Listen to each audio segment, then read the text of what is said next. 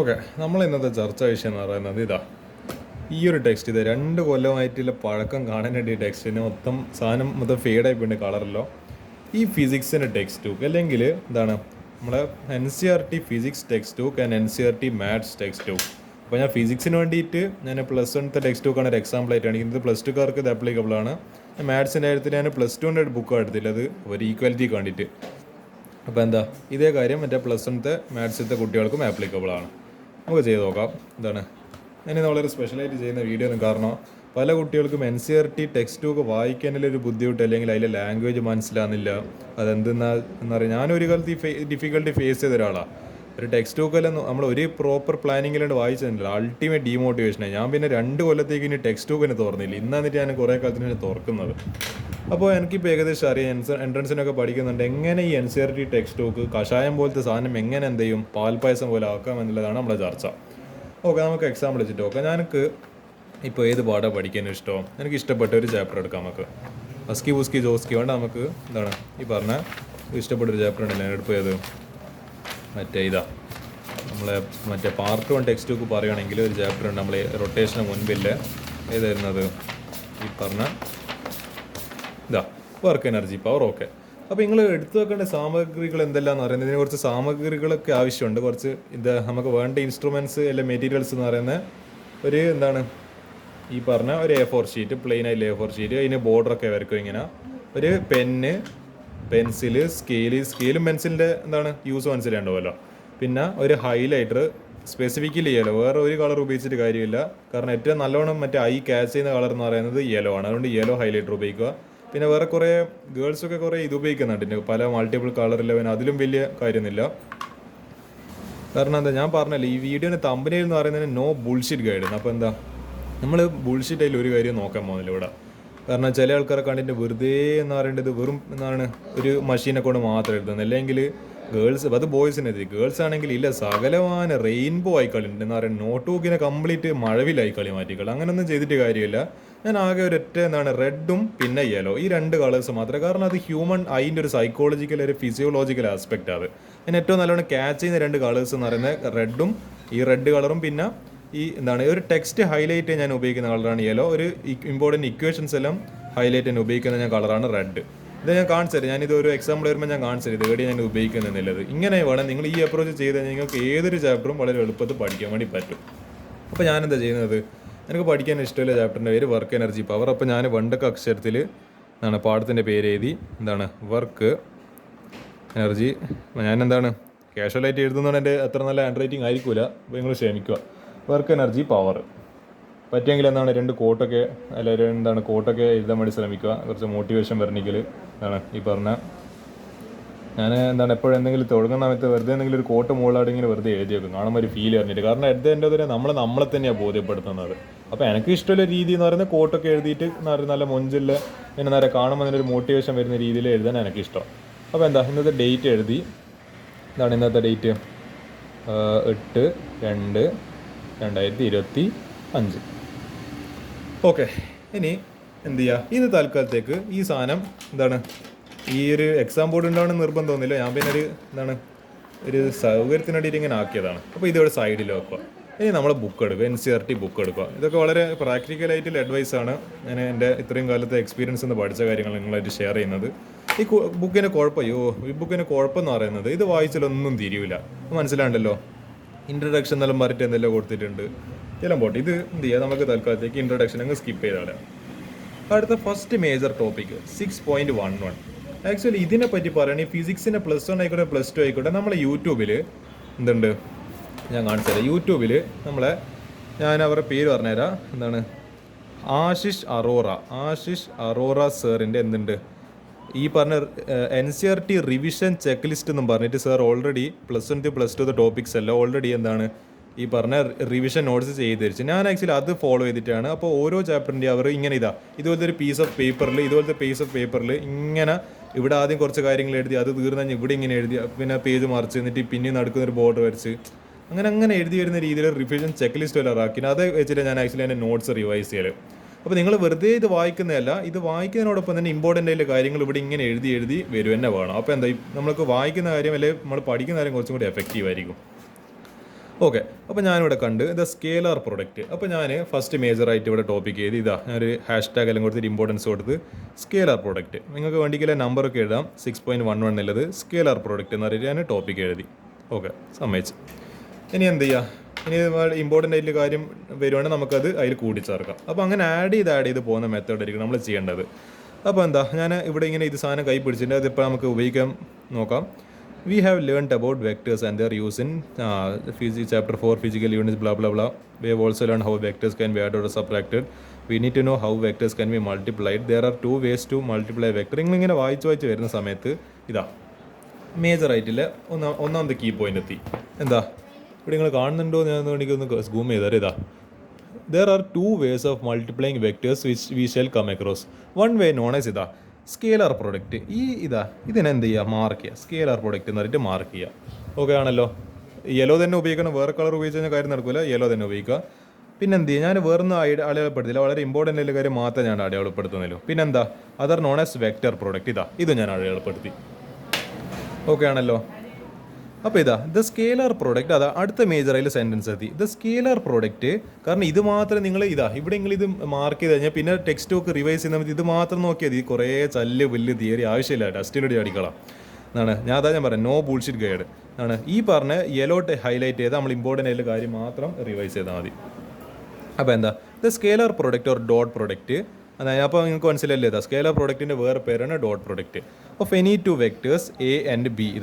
Denoted as A dot B. ഇതാണല്ലോ scalar പ്രൊഡക്റ്റിലെ dot product.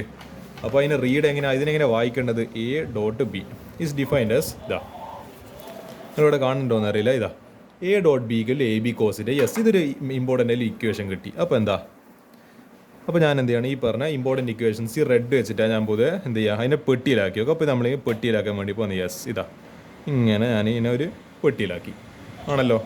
അപ്പോൾ ഞാൻ ഇനി എന്ത് ചെയ്യാം, ഇനി നമ്മൾ ആ പറഞ്ഞ റിവിഷൻ ചെക്ക് ലിസ്റ്റ് എടുത്ത് ഞാൻ ഇമ്പോർട്ടൻ്റ് ആയിട്ട് ഇക്വേഷൻ എഴുതി. A dot B equal to എന്താണ്, A into magnitude of A into magnitude of B into cos തീറ്റ.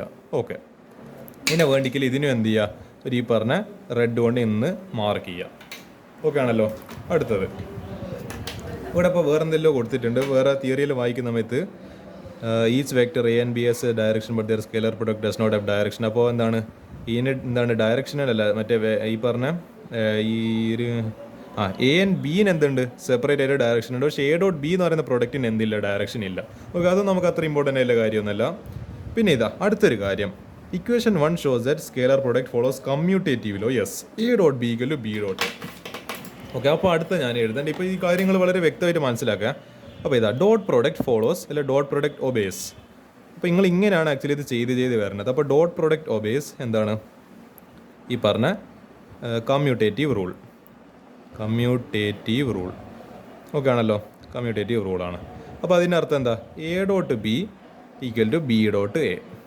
അപ്പോൾ ഇതും വേണ്ടിക്ക് നിങ്ങൾക്ക് എന്ത് ചെയ്യുക, ഈ പറഞ്ഞ പോലെ നമ്മൾ റെഡിൽ ഇങ്ങനെ മാർക്ക് ചെയ്യുക. ഓക്കെ ആണല്ലോ.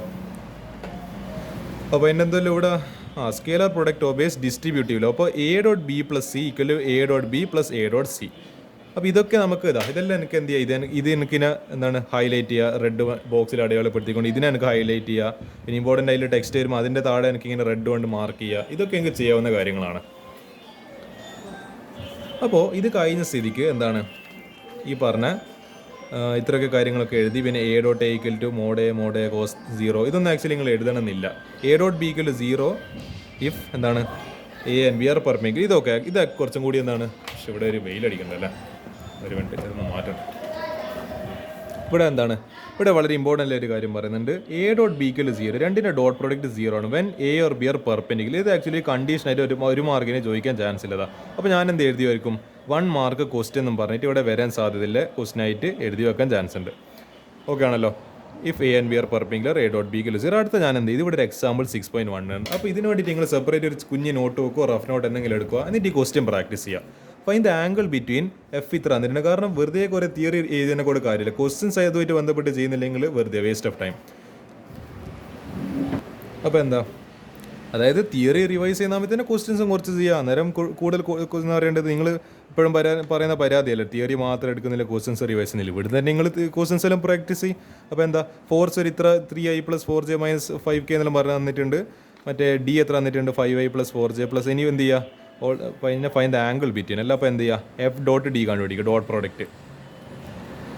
അപ്പോൾ കോസ് തീറ്റ എന്ന് പറയുന്നത് എന്താണ് cos theta is equal to F dot vector D divide by mod F into mod D. അപ്പോൾ ഇതെന്ത് ചെയ്യുന്ന സമയത്ത് എഫ് ഡോട്ട് ഡി എന്ന് പറയുമ്പോൾ ഇത് രണ്ടിൻ്റെ ഡോട്ട് പ്രോഡക്റ്റ് എടുക്കുന്ന സമയത്ത് 3 × 5 15, 4 × 4 16, ഇത് ഈ പറഞ്ഞ -5 × 3 -15. അപ്പോൾ 15ഉം -15ഉം കൂടി ക്യാൻസൽ. അപ്പോൾ പിന്നെ ഒരു +16 ബാക്കി. അതേപോലെ ഇതിൻ്റെ എന്ന് പറയുന്നത് എന്താണ് റൂട്ട്, അതായത് ഇതിൻ്റെ എന്താണ് മാഗ്നിറ്റ്യൂഡ് എടുക്കുക എന്ന് പറയുമ്പോൾ √3² + 4² + -5². ഇത് ചെയ്യുന്ന സമയത്ത് റൂട്ട് എന്താണ് 50 കിട്ടും. ഇതും ചെയ്യുന്ന സമയത്ത് സെയിം വാല്യൂസ് ആണ് 453 ആണ്. അപ്പോൾ √50 കിട്ടും. അപ്പോൾ √50 × √50 50. അപ്പോൾ 16/50 0.32. Theta is equal to cos inverse എന്താണ് 0. ഇത് ആക്ച്വലി മറ്റേ ഇവിടെ വന്നിട്ടുണ്ട്. ഇതേതോ 2019 18 വന്ന ക്വസ്റ്റ്യനാണ് ഇത്. ഇത്ര എളുപ്പത്തിലൊരു ക്വസ്റ്റ്യൻ ചോദിച്ചിട്ടുണ്ട്. അതുപോലും മനസ്സിലാക്കാനാണ് നമ്മൾ പലപ്പോഴും എന്ത് ചെയ്താളെന്നത് ഇതൊന്നും ക്വസ്റ്റ്യൻസ് ഒന്നും റിവൈസ് ചെയ്യാത്ത പ്രാക്ടീസ് ചെയ്യാത്ത. അപ്പോൾ ഈ ഫസ്റ്റത്തെ ടോപ്പിക് കഴിഞ്ഞ സ്ഥിതിക്ക് ഞാനത് ഇവിടെ നിങ്ങൾ ക്വസ്റ്റ്യൻസ് ഒന്നും ചെയ്തത് ഇവിടെ ഒരു തിയറി മാത്രമേ എഴുതാം. ഇവിടെ ക്വസ്റ്റ്യൻസ് നിങ്ങൾ സെപ്പറേറ്റ് ആയിട്ട് നോട്ട് ബുക്ക് കണ്ടുപിടിച്ചോളാം. അത് നിങ്ങളുടെ ജോബാണ്. അപ്പോൾ ഞാൻ ഈ ടോപ്പിക് കഴിഞ്ഞുകൊണ്ട് ഞാനിവിടെ ഒരു വര വരച്ച്.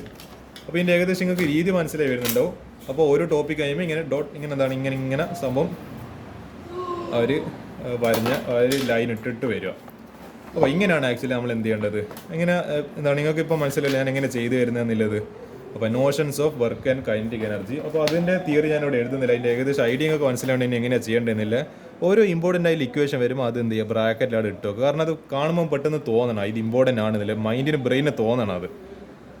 അപ്പോൾ എന്താണ് this quantity is known as work and denoted by W. അപ്പോൾ KF - KI = W. ഇത് ആക്ച്വലി നമ്മളെ വർക്ക് എനർജി പവറിനായിട്ട് ബന്ധപ്പെട്ടൊരു സെക്ഷനാണ്. ഇതാ വർക്കിന് ഡെഫിനിഷൻ കിട്ടി. നിങ്ങൾ കുറേ വലിയ തിയറി ഒന്നും എഴുതേണ്ട ആവശ്യമില്ല. ഇതാ വെറുതെ വായിച്ച് വരുമ്പോൾ മനസ്സിലായി. ഇതാ വർക്ക് ഈസ് എന്താണ് work is done by force on a body over a certain displacement. അല്ലെങ്കിൽ എന്താ ഈ പറഞ്ഞാൽ നമുക്ക് വർക്ക് എനർജി തിയറത്തിന് എങ്ങനെ എക്സ്പ്ലെയിൻ ചെയ്യാൻ പറ്റുക. The change in kinetic energy of a particle is equal to work done on it by net force. അപ്പോൾ ഞാനിനി എന്തെങ്കിലും ടോപ്പിക്സ് എഴുതേണ്ടത് നിങ്ങൾ ആലോചിച്ച് നോക്കുക. ഇതാ ഞാൻ വർക്ക് എന്ന് പറഞ്ഞിട്ട് അതിൻ്റെ ഡെഫിനേഷൻ അവിടെ ഇങ്ങനെ എഴുതുക. എന്നിട്ട് ഇതിങ്ങനെ ഇവിടെ ഇത് വരിക. എന്നിട്ട് അടുത്ത് എന്താണ് വർക്ക് എനർജി തിയറം എന്ന് പറഞ്ഞിട്ട് എന്താണ് അതിൻ്റെ ആ പറഞ്ഞ തിയറി അവിടെ ഇങ്ങനെ എന്ത് ചെയ്യുക അപ്പോസ്ട്രോഫിയിൽ കോമൺ ആയിട്ട് മാർക്ക് ചെയ്യുക. എന്നിട്ട് വേറെ എന്തെങ്കിലും ഇക്വേഷൻ ഉണ്ടെങ്കിൽ അതുമായിട്ട് ബന്ധപ്പെട്ട് ഇക്വേഷൻ എഴുതുക. അത് മറ്റേ റെഡിൽ മാർക്ക് ചെയ്യുക. അങ്ങനെ ചെയ്യുമ്പോഴാണ് ആക്ച്വലി നമ്മൾക്ക് ഈ ടെക്സ്റ്റ് മര്യാദയ്ക്ക് വായിക്കുന്നത്. അല്ലാണ്ട് വെറുതെ ഇങ്ങനെ blah blah blah blah blah ABCD EFG അങ്ങനെ വായിച്ചതിനെ കൂടെ കാര്യം നടക്കൂല. അതാണ് എനിക്ക് ഈ ടെക്സ്റ്റ് ബുക്കിനെ പറ്റി പറയുന്നത്. എനിക്ക് വളരെയധികം ഇഷ്ടപ്പെട്ടൊരു ചാപ്റ്ററാണ്. അതുകൊണ്ട് തന്നെ ഈ ചാപ്റ്റർ സെലക്ട് ചെയ്യാൻ കാരണം അപ്പോൾ ഇങ്ങനെയാണ് ആക്ച്വലി നിങ്ങൾ ഈ പറഞ്ഞ NCERT ഏത് റിവൈസ് ചെയ്യേണ്ടത് ടെക്സ്റ്റ്. ഇത് +1കാർക്ക് മാത്രമല്ല +2കാർക്കും 10ാം ക്ലാസ്സുകാർക്ക് പോലും ഇത് ആക്ച്വലി ബെനിഫിഷ്യലാണ് ഈ പറഞ്ഞ കാര്യങ്ങളൊക്കെ. അപ്പോൾ എന്ത് ചെയ്യുക ഇത് +2കാർക്കും ബാധകമാണ് എന്നുള്ള ബോധത്തോടു കൂടിയിട്ട് ഞാൻ ഈ ഒരു സംഭവം അവസാനിപ്പിക്കുകയാണ്. അപ്പോൾ ഞാൻ ഫിസിക്സിൻ്റെ കാര്യം പറഞ്ഞു. ഇനി നമുക്ക് മാത്സിൻ്റെ സ്ഥിതി എന്താണെന്ന് നോക്കാം. ഓക്കെ ഞാൻ +1ത്തെയും +2ത്തെ മാത്സിന് ഇത് ആപ്ലിക്കബിൾ ആണ്. ഞാൻ +2ത്തെ എക്സാമ്പിൾ കാണിച്ചു തരാം. അപ്പോൾ നമ്മളെ +2കാർ വളരെ വണ്ടർഫുൾ ആയിട്ടുള്ള അടിപൊളിയായിട്ടുള്ള ടെക്സ്റ്റ് ബുക്കാണ്. ഈ കിതാബ് നിങ്ങളുടെ കയ്യിലുണ്ടാവുമെന്ന് ഞാൻ പ്രതീക്ഷിക്കുന്നത്. ഇല്ലാത്ത ആൾക്കാർക്ക് എന്താണ് എൻ്റെ ഒരു നിമിഷത്തെ 1 moment of silence for all those students who don't even have this text book. അവർക്ക് വേണ്ടി പ്രാർത്ഥിച്ചുകൊണ്ട് നമുക്കിത് തുടങ്ങാം.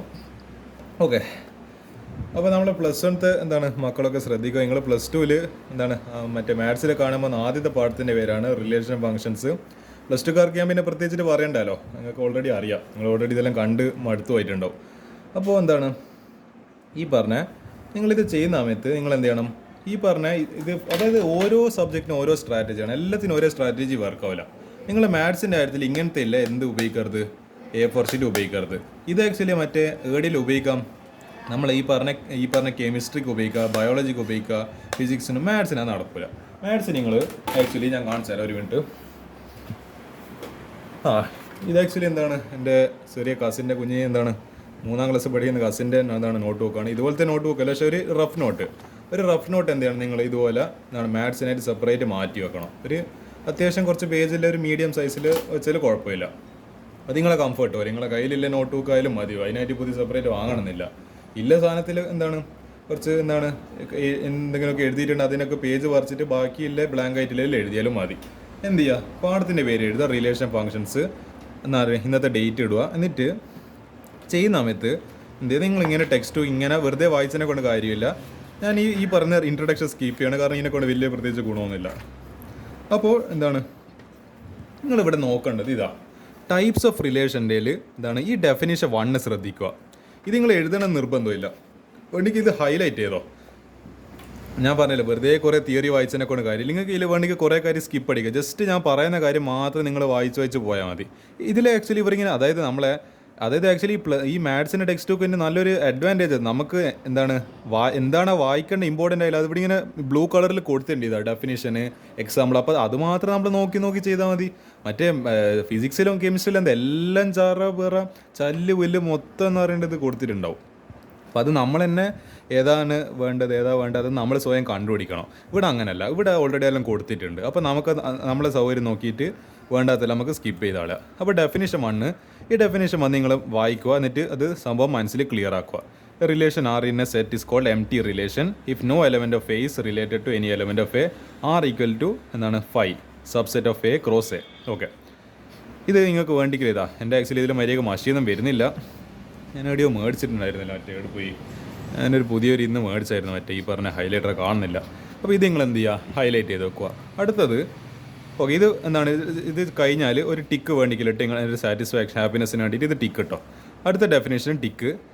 അടുത്തത് നിങ്ങൾ ചെയ്യേണ്ട എന്താ, ഓരോ എക്സാമ്പിൾസ് ആയിട്ട് ചെയ്യണമെന്നില്ല. ഇത് ഞാൻ ഓൾറെഡി ഇവിടെ കണ്ട ഇങ്ങനെ ഇത് നിങ്ങൾ എല്ലാ എക്സാമ്പിൾ ചെയ്യാനില്ല സമയം നിങ്ങൾക്ക് ഇനി ഇല്ല, ഇനി ചെയ്തിട്ട് വലിയ കാര്യമില്ല. നിങ്ങളത് തുടക്കത്തിലേ ചെയ്യണമായിരുന്നു. ഞാനിതിൽ എല്ലാ എക്സാമ്പിൾസ് ചെയ്യുന്നത്, പക്ഷേ അത് ഞാൻ കഴിഞ്ഞ ജൂൺ മുതലേ ഇത് ചെയ്തു തരുന്നുണ്ട്. 6 മാസം എടുത്തിന് എനിക്കിത് മൊത്തം ചെയ്തു തരുന്നത്. ഞാൻ ഇപ്പോൾ ഇൻ്റഗ്രൽസ് മാത്രമേ ബാക്കിയെല്ലാം എൻ്റെ തീർന്ന് ഡൺ ഡസ്റ്റഡാ. പക്ഷേ നിങ്ങൾക്ക് അത്രമാത്രം സമയമില്ല. അപ്പോൾ എന്ത് ചെയ്താൽ മതി, അതായത് സമയം കുറവില്ല, ഇപ്പോൾ സ്മാർട്ടായിട്ട് ചിന്തിക്കുക. ഞാൻ ഓൾറെഡി യൂട്യൂബിൽ എൻ്റെ NCERT സീരീസ് നിങ്ങൾ നോക്കിയാൽ മനസ്സിലാവും. ഓരോ ചാപ്റ്റർ എടുക്കുമ്പോൾ അതിൽ തുടക്കത്തിൽ തന്നെ വരാൻ സാധ്യതയിൽ NCERT എക്സാമ്പിൾ ക്വസ്റ്റൻസ് എന്ന് പറഞ്ഞിട്ട് ഇങ്ങനെ ഒരു റെഡ് മഷിയിലും പിന്നെ ഷുവർ ക്വസ്റ്റൻ 100% എല്ലാം പറഞ്ഞിട്ട്, അല്ലെങ്കിൽ 2025 പബ്ലിക് എക്സാം എന്നെല്ലാം പറഞ്ഞിട്ട് കൊടുത്തിട്ടുണ്ട്. അപ്പോൾ നിങ്ങളെല്ലാം ചെയ്യണമെന്നില്ല, എൻ്റെ യൂട്യൂബ് ചാനൽ നോക്കിയിട്ട് എന്ത് ചെയ്യുക, എക്സാമ്പിൾ 16 2025 പബ്ലിക് ഇത് ഈ ക്വസ്റ്റൻസ് എല്ലാം നിങ്ങൾക്ക് സ്കിപ്പ് ചെയ്യും. ഞാൻ എന്തുകൊണ്ടായിരിക്കും ഇത് സെലക്ട് ചെയ്തത് കാരണം ഇത് എക്സാമിന് വരാൻ ചാൻസ് ഇല്ല ക്വസ്റ്റനാണ്. ഇത് വരൂല എന്നല്ല, പക്ഷേ ഇത് വളരെ എളുപ്പമുണ്ട്. ഇത് എക്സാമിന് വരാൻ ചാൻസ് കുറവായി, ഇപ്പോഴത്തെ ക്വസ്റ്റ്യൻ പാറ്റേൺ എല്ലാം മാറിയുണ്ട്. പക്ഷേ ഇത് കുറച്ചും കൂടി മീഡിയം ലെവലാണ്. അപ്പോൾ ഇതൊക്കെ നിങ്ങൾ നിർബന്ധമായിട്ട് പ്രാക്ടീസ് ചെയ്യുക. അപ്പോൾ നിങ്ങൾ എൻ്റെ യൂട്യൂബ് ചാനൽ കാണും, എന്നിട്ട് അതിൽ ഇങ്ങനെ ഓരോ എക്സാമ്പിൾസ് കൊടുത്തിട്ടുണ്ട്. അത് നിങ്ങൾ ഇതേപോലെ എന്തെങ്കിലും ഒരു മഷി എടുത്തിട്ട് ഹൈലൈറ്റ് ചെയ്യാൻ പറ്റുന്ന രീതി വേണമെങ്കിൽ ഈ ഹൈലൈറ്റർ വെച്ചിട്ട് ഇങ്ങനെ ഹൈലൈറ്റ് ചെയ്താൽ കുഴപ്പമില്ല. റെഡ് മഷിയിലേക്ക് കുഴപ്പമൊന്നുമില്ല, ഇത് വെറുതെ ഹൈലൈറ്റ് ചെയ്താൽ മതി. അപ്പോൾ ഇത് ചെയ്യുക. അപ്പോൾ അങ്ങനെ എന്ത് ചെയ്യണം, പിന്നെ ഈ ഓരോ ഡെഫിനേഷൻ ഇങ്ങനെ വായിച്ച് അതിൻ്റെ കാര്യങ്ങൾ മനസ്സിലാക്കുക. പിന്നെ ഓക്കെ ഇങ്ങനെ. അപ്പോൾ ഞാൻ പറഞ്ഞ എല്ലാ എക്സാമ്പിൾസും നിങ്ങൾക്ക് ചെയ്യാനുള്ള സമയമില്ല, എല്ലാം ചിലപ്പോൾ എല്ലാം അതാ ഞാൻ പറഞ്ഞു, നോ ബുൾഷിറ്റ് ഗൈഡാണ്. എല്ലാം ചെയ്തതിനെ കൊണ്ട് നമുക്ക് പ്രത്യേകിച്ച് ഗുണമില്ല. ചിലതൊന്നും വെറുതെ പറയേണ്ടത് ആ ക്വസ്റ്റൻ ഒന്നും ഒരിക്കലും എക്സാമിന് വരാൻ പോകുന്നില്ല. അപ്പോൾ അങ്ങനത്തെ ക്വസ്റ്റൻ നമുക്കിപ്പോൾ ചെയ്തിട്ട് വെറുതെ തന്നെ നമ്മളെ സമയം പോകും. നമ്മൾ സമയം ലാഭിക്കാനല്ലേ നോക്കണം, അതായിരിക്കും നമ്മളെ ഈ പറഞ്ഞ കോൺസെൻട്രേഷൻ എന്ന് പറയുന്നത്. അപ്പോൾ ചെയ്ത് ലാസ്റ്റ് ഞാൻ പറഞ്ഞ എക്സാമ്പിൾസും ചെയ്ത് ഡെഫിനേഷൻ നിങ്ങൾ കറക്റ്റായിട്ട് വായിച്ച് എവിടെയാണ് നോട്ട് ബുക്കിന് ആവശ്യം. ഇങ്ങനെ നോട്ട് ബുക്ക് നിങ്ങൾ വെച്ചിട്ടുണ്ടല്ലോ, ഇവിടെയാണ് നോട്ട് ബുക്കിന് ആവശ്യം. അപ്പോൾ അതിൽ തന്നെ നിങ്ങൾ നിങ്ങൾക്കിപ്പോൾ ഈ പാഠം പഠിക്കുമ്പോൾ ഈ പാഠം +2 പഠിക്കുന്ന സമയത്ത് അല്ലെങ്കിൽ +1 നിങ്ങൾ എടുക്കുന്ന എന്തെങ്കിലും പെർമ്യൂട്ടേഷനായിട്ട് ഒരു ചാപ്റ്റർ എടുക്കുക. ഒരു എക്സാമ്പിൾ ഞാനിപ്പം പറയുമ്പോൾ നിങ്ങൾ പെർമ്യൂട്ടേഷൻ ഒരു എക്സസൈസാണ് ഞാൻ ഡിസ്കസ് ചെയ്ത് നിങ്ങൾ മനസ്സിൽ സങ്കല്പിക്കുക. അപ്പോൾ ആ പാഠം നിങ്ങൾ അത്യാവശ്യം കുറേ കാര്യം പഠിച്ചിട്ടുണ്ട്, അത്യാവശ്യം കുറേ ക്വസ്റ്റൻസ് എല്ലാം ചെയ്ത്. ഈ ക്വസ്റ്റൻസിൽ സാറുമാരും ടീച്ചർമാർ ഏടുന്ന് എടുക്കുന്നത് ഇതെല്ലാം NCERT ബുക്കിൽ നിന്ന് എടുക്കുന്ന ചോദ്യങ്ങൾ നിങ്ങളെ വായിക്കാതെ തന്നെ കുഴപ്പമില്ല, ഇതെല്ലാം അതിൽ കൊടുത്തിട്ടുണ്ട്. നിങ്ങളാ ബോർഡിൽ കാണുന്ന ക്വസ്റ്റൻസ് എല്ലാം ഇതിലുള്ള ക്വസ്റ്റൻസ് തന്നെ. അതെങ്ങനെ പോയാലും നിങ്ങളെ നോട്ട് ബുക്കിൽ ചെയ്ത ക്വസ്റ്റൻ ഇതിൽ ക്വസ്റ്റ്യൻ കമ്പയർ ചെയ്ത് വെക്കുക, സംഭവം നിങ്ങൾക്ക് തിരിയും. അപ്പോൾ നിങ്ങൾ ഇതെല്ലാം ചെയ്യേണ്ട ആവശ്യമില്ല. നിങ്ങൾക്ക് വളരെ എളുപ്പം തോന്നുന്ന ക്വസ്റ്റൻ ഇതിപ്പോൾ എനിക്ക് ഫസ്റ്റത്തെ ക്വസ്റ്റൻ വളരെ എളുപ്പമായിട്ട് വന്നു, അപ്പോൾ ഞാൻ സ്കിപ്പ് അടിച്ചു. അപ്പോൾ ചെയ്യേണ്ട ആവശ്യമില്ല. നിങ്ങൾക്ക് ഏടിയാണ് കുറച്ച് ഡിഫിക്കൽട്ട് തോന്നുന്നത് ആ ക്വസ്റ്റൻ ഇപ്പോൾ ചെയ്യുക. അതാണ് ഇപ്പോഴത്തെ ഇത് വളരെ സിമ്പിളായിട്ടുള്ള ക്വസ്റ്റൻ. ഞാൻ പോലും സ്കിപ്പ് ചെയ്യലുണ്ട്, ഞാനത് ചെയ്യാൻ നിൽക്കലുണ്ട്. കാരണം എനിക്കറിയാം എങ്ങനെ പോയാലും എനിക്ക് ആൻസർ കിട്ടും. ഞാൻ വെറുതെ അതിന് സമയം പോക്കണല്ലോ, ആ സമയം ലാഭിച്ചിട്ട് ഡിഫിക്കൽട്ടായിട്ടുള്ള ക്വസ്റ്റൻ ചെയ്യാം. ഇത് കുറച്ചും കൂടി നിങ്ങൾക്ക് ടഫ് ആയിട്ട് വന്നിട്ടുണ്ട്. അപ്പോൾ ഞാനിത് അപ്പോൾ ഞാൻ ചെയ്യണം.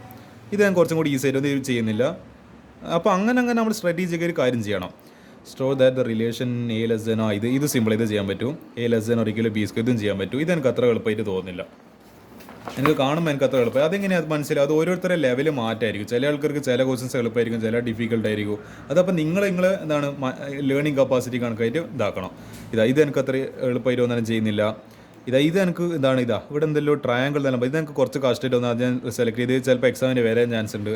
അപ്പോൾ റൈറ്റ് ട്രയാങ്കിൾ ഇങ്ങനത്തെ എല്ലാം ജോമെട്രിക്കൽ പ്രോബ്ലംസ് എല്ലാം വരാൻ സാധ്യതയില്ല. ഇത് ഞാൻ റൗണ്ട് ചെയ്ത് L1 ലൈൻ പാരലൽ ഇതെനിക്ക് അറിയില്ല, ഇത് റൗണ്ട് ചെയ്ത്. കാരണം എനിക്ക് സ്ട്രെയിറ്റ് ലൈൻസ് എനിക്ക് അത്ര വശമില്ല ചാപ്റ്ററിൽ, എനിക്ക് കുറച്ച് പ്രയാസം തോന്നുന്നൊരു ചാപ്റ്റർ. അപ്പോൾ എൻ്റെ പ്രയാസത്തിനാണ് അതിലെ ക്വസ്റ്റ്യൻസ് ഞാനിവിടെ സെലക്ട് ചെയ്തുകൊണ്ടിരിക്കുക. അപ്പോൾ നിങ്ങൾ എന്ത് ചെയ്യണം, നിങ്ങൾക്ക് ടഫ് ആയിട്ടുള്ള ക്വസ്റ്റ്യൻ നിങ്ങൾ വേണം സെലക്ട് ചെയ്യണം. ഇതൊന്ന് സർക്കിൾ എന്നെല്ലാം പറയുന്നുണ്ട്. അപ്പോൾ ഇതെനിക്കറിയില്ല, ഇത് ഞാൻ സെലക്ട് ചെയ്ത് ഇത് ഞാൻ ചെയ്യും. ഇതെനിക്കറിയാതുകൊണ്ട് ഞാൻ ചെയ്യുന്നില്ല. പിന്നെ അല്ല ഇങ്ങനെയല്ല ചെയ്യണ്ടേ. പിന്നെ ഇതെനിക്കറിയാം, ഇത് ഞാൻ ചെയ്യുന്നില്ല. നമ്പർ ഓഫ് പേജ് ഇത് എക്സാമിന് വരാൻ സാധ്യതയില്ല. പിന്നെ ഇത് ഷോ ദാറ്റ് ഇത് സിമ്പിൾ ക്വസ്റ്റ്യൻ, ഇത് ഞാൻ ചെയ്യുന്നില്ല. അപ്പോൾ അങ്ങനെ വേണം നിങ്ങൾ എന്ത് ചെയ്യണം, സ്ട്രാറ്റജിക്കായിട്ട് ചെയ്യാൻ. ഇവിടെ എന്താ ക്വസ്റ്റ്യൻ കൊടുത്തിട്ടുണ്ട്, ഇതും ഞാൻ മേടിക്കുക ചെയ്യുക, ഇത് ഞാൻ ചെയ്യുന്നില്ല. അപ്പോൾ ആ ടോപ്പിക് കഴിഞ്ഞ് അടുത്ത ടൈപ്സ് ഓഫ് റിലേഷൻ, അതിൽ ഡെഫിനേഷൻ ഓരോന്ന് വായിക്കുക. പിന്നെ ഞാൻ പറഞ്ഞ പോലെ ഇതിവിടെ ഓരോ ഇങ്ങനെ ഈ പറ്റുമെങ്കിൽ ഈ പറയുന്ന ഫിഗേഴ്സൊക്കെ എന്താണ് പറ്റുമെങ്കിൽ നിങ്ങൾക്ക് സമയം ഉണ്ടെങ്കിൽ ഇങ്ങനെ നോട്ട് ബുക്കിൽ വരയ്ക്കാൻ വേണ്ടി ശ്രമിക്കുക. അത്രേ ഞാൻ പറയാം, അല്ലാണ്ട് ചെയ്തിരിക്കണമെന്നൊന്നുമില്ല. അപ്പോൾ ഇതേപോലത്തെ ഒരു ക്വസ്റ്റ്യൻ ആക്ച്വലി ഇവിടെ വന്നിട്ടുണ്ട്. നിങ്ങൾ പ്ലസ് ടുവിൻ്റെ എക്സാമിന് വന്നിട്ടുണ്ടോ സംശയം. പ്ലസ് 1 എക്സാമിന് ഇങ്ങനെ ഒരു ക്വസ്റ്റ്യൻ വന്നിട്ടുണ്ടായിരുന്നു, അപ്പോൾ എനിക്കത് ഓർമ്മയുണ്ട്. അപ്പോൾ ഇതെല്ലാം നിങ്ങൾ ഈ എക്സാമ്പിൾസ് നിങ്ങൾ നോട്ട് ബുക്കിൽ പ്രാക്ടീസ് ചെയ്യുക. പിന്നെന്താ അപ്പോഴേക്ക് എന്ത് എത്തിയിട്ടുണ്ടോ ഇതെല്ലാം കഴിയുന്നപ്പോഴത്തേക്ക് ഞാൻ പറഞ്ഞ എക്സാമ്പിൾസും ഡെഫിനേഷനിലെ വായിക്കുന്നപ്പോഴത്തേക്ക് ഞാൻ പറഞ്ഞ മാത്രം ചെയ്താൽ മതി. വേറെ നിങ്ങൾ കൃത്യം ഇപ്പോഴത്തെ സമയത്ത് എന്താ പറയുക, കാരണം ഇതെല്ലാം വായിക്കാനുള്ള ലിറ്ററേച്ചർ പോലെ ഹിസ്റ്ററി പോലെ വായിക്കാനുള്ള സമയം നിങ്ങൾക്ക് ഇപ്പോൾ ഇല്ല. അപ്പോൾ അതിനാണ് കയ്യിൽ സ്ട്രാറ്റജി ആവശ്യമുണ്ട്. ഇനി അടുത്ത എക്സാമ്പിൾ 1.2.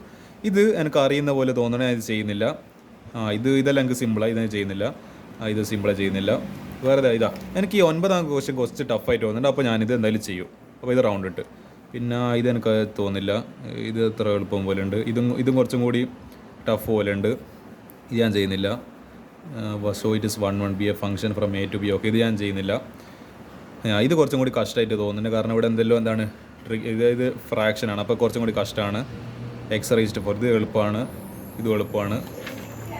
പിന്നെന്താ, അപ്പോൾ അങ്ങനെ നിങ്ങൾക്ക് അപ്രോച്ച് മനസ്സിലാണ്. ഇതേ അപ്രോച്ച് പ്ലസ് 1 പ്ലസ് 2 ഏത് മാത്സിൽ ഏത് ചാപ്റ്ററിൽ നിങ്ങൾക്ക് ഉപയോഗിക്കാവുന്നതാണ്. എക്സാമ്പിൾ 16 എക്സാമ്പിൾ 17 ചെയ്യുക. പിന്നെ ഇതാ പാഠം തീർന്ന്, ഇത്രയും പാടില്ല, ചെറിയ പാഠം ഇത്. അത്ര എളുപ്പത്തിൽ ഈ പാഠം തീർന്നപ്പോഴത്തേക്ക് ഞാൻ ക്വസ്റ്റ്യൻസ് എല്ലാം ചെയ്ത്, അതായത് ക്വസ്റ്റ്യൻസ് ചെയ്യാൻ കുറച്ച് ടൈം എടുക്കും. പക്ഷേ ഈ അപ്രോച്ച് ചെയ്ത് കഴിഞ്ഞാൽ നിങ്ങൾ എത്രയാണ് ടൈം വേസ്റ്റ് ചെയ്യുന്നത്, എത്രത്തോളം നിങ്ങൾക്കൊരു വിചാരിച്ചതിനെക്കാട്ട് ഒരു 30 1 മണിക്കൂറെങ്കിലും മിനിമം നിങ്ങൾക്ക് സേവ് ചെയ്യാൻ വേണ്ടി പറ്റും. അപ്പോൾ ഇങ്ങനെയാണ് ആക്ച്വലി നിങ്ങൾ പ്ലസ് 1 ആയിക്കോട്ടെ പ്ലസ് 2 ആയിക്കോട്ടെ മാത്സിൽ ഇതായിരിക്കണം അപ്രോച്ച്. അപ്പോൾ ഞാൻ ഫിസിക്സിൻ്റെ അപ്രോച്ച് പറഞ്ഞ് മാത്സിൻ്റെ അപ്രോച്ചും പറഞ്ഞ്, നാളെ ഞാൻ കെമിസ്ട്രിയിലെ ഒരു അപ്രോച്ച് പറഞ്ഞു. കെമിസ്ട്രീൻ്റെ ടെക്സ്റ്റ് ബുക്ക് എങ്ങനെ ആയിരിക്കണം അതേ അപ്രോച്ച് വെച്ച്, ഞാൻ ബയോളജീൻ്റെ ടെക്സ്റ്റ് ബുക്ക് എൻ്റെ കയ്യിലില്ല, പക്ഷേ അതേ അപ്രോച്ച് വെച്ചിട്ട് അതിന് actually theory of active recall എന്ന് പറയും. അപ്പോൾ ആ മെത്തേഡ് വെച്ചിട്ട് നിങ്ങൾക്ക് എന്താ ആ പറയുന്ന കെമിസ്ട്രീൻ്റെ അതേ പ്രിൻസിപ്പിൾ നിങ്ങൾക്ക് എന്തെങ്കിലും സ്ട്രാറ്റജി ഉപയോഗിക്കാം, ബയോളജി ടെക്സ്റ്റ് ബുക്കിൽ ഉപയോഗിക്കാം. അപ്പോൾ ഞാൻ മാത്സിനൊരു സ്ട്രാറ്റജി പറഞ്ഞു, ഫിസിക്സിനൊരു സ്ട്രാറ്റജി പറഞ്ഞ്, എന്തെല്ലാം സാധനങ്ങൾ വേണ്ട കയ്യിൽ സാമഗ്രികളെല്ലാം materials required for this experiment അടക്കം പറഞ്ഞിട്ടുണ്ട്.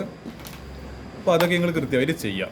കയ്യിലൊരു റഫ് നോട്ട് പോലത്തെ, പിന്നെ കുറച്ചൊരു ഈ A4 ഷീറ്റ് വേണമെന്നില്ല, കിലോ പേപ്പർ ആയാലും മതി. അപ്പോൾ ഇതെല്ലാം വെച്ചിട്ട് നിങ്ങൾ പണി തുടങ്ങിക്കോളൂ. ഇനി